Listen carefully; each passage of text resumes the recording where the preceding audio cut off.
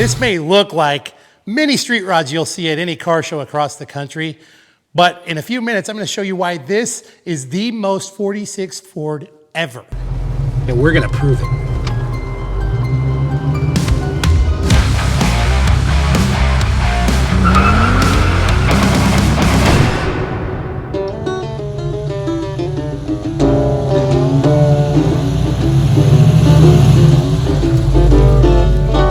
Time we've hijacked our good friend Jerry's 46 Ford, and it's got a really awesome history that I can't wait to tell you about it. But let's start first under the hood of this little street rod.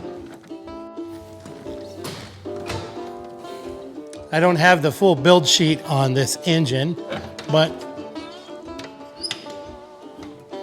I do understand from Jerry that what we have here is a small block 350. In fact, he says it's a Keith Black 350 Chevy.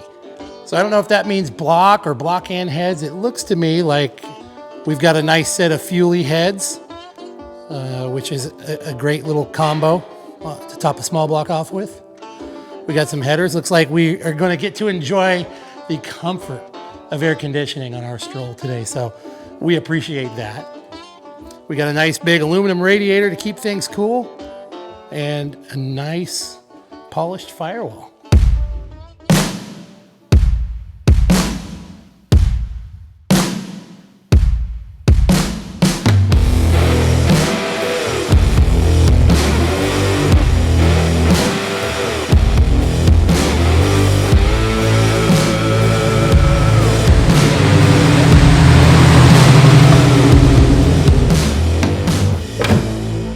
As we come up and look at the front corner here, we're immediately confronted with these big bulbous front fenders. And the 46 through 48 Fords, you know, they represent the last era of the fat fendered car movement. After the war, they kind of used the same tooling that they did in 41, brightened it up a bit, and then in 49 we saw all the manufacturers come out with these slab-sided vehicles, and the fat fenders were really starting to fade away.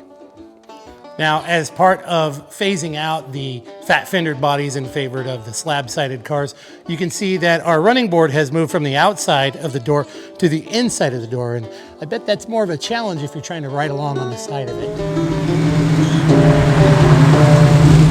Now, inside you can see the car is really appointed nicely with chrome trim everywhere, which I believe makes this a super deluxe.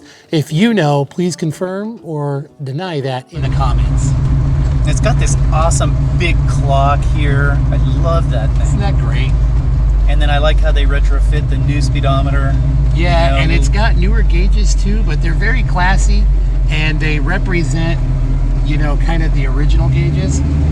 But you've got the accuracy and reliability of a modern gauge at the same time.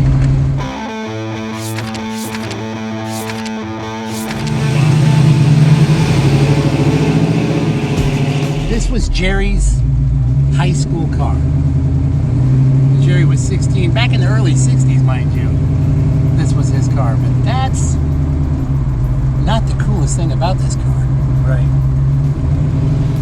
We've got this classy looking AC register and a healthy looking B&M shifter and the comfort of tilt wheel capped with a GT steering wheel.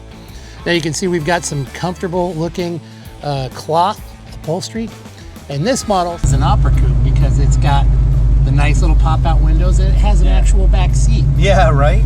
Versus the business coupe, which would have had, you know, just a package back there, a little place to keep your packages, your books for traveling salesmen.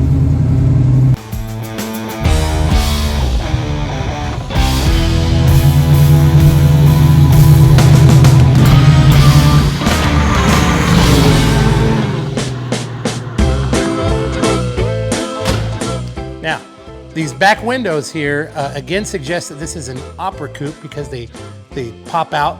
The business coupes would have been stationary. They didn't roll up and down on the coupes yet in 46. And of course, back here, you've got some beautiful, elegant lines. This is the first body style that had the one-piece back window. And I just think it's beautiful, like a little half moon. And of course, you've got this massive trunk. Now, I'm not gonna open it for you because I don't know how.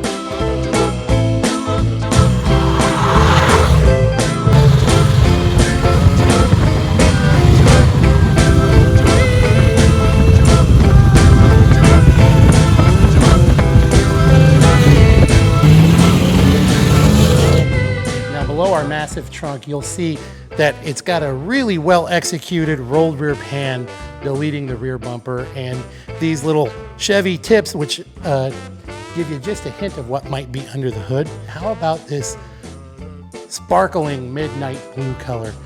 You know, we used to see Jerry driving around town all the time, and we thought this car was black for years, but as it turns out, it's not.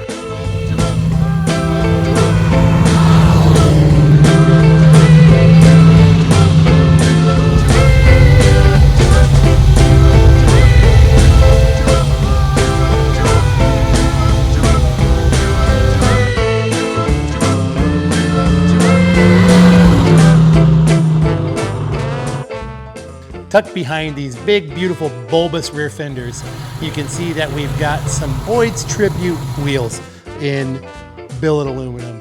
And, you know, I think it's a nice touch and a nice throwback to the heyday in the early 80s and early 90s of street rock.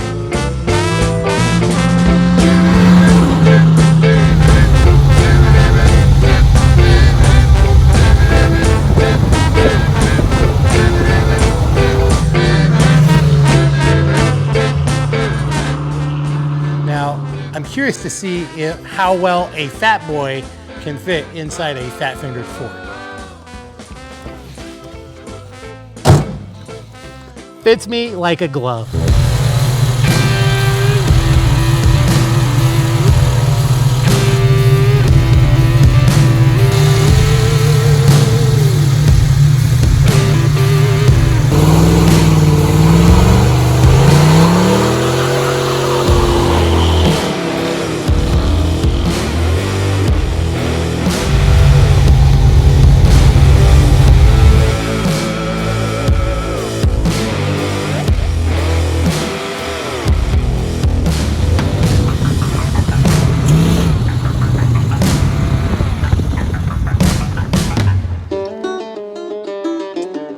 So I told you I could prove that this is the most 46 Ford ever, and I'm gonna do that.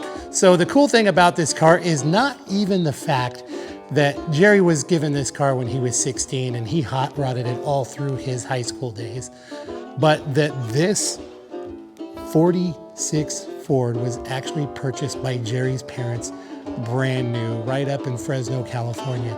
I mean, how many 46 Fords can there be out there that are still surviving and thriving with the original family? Guys, thank you so much for watching our video. Don't forget to like and subscribe, because we've found that people who don't drive really ugly cars, you don't want to be one of those guys. So like and subscribe. We'll see you next time.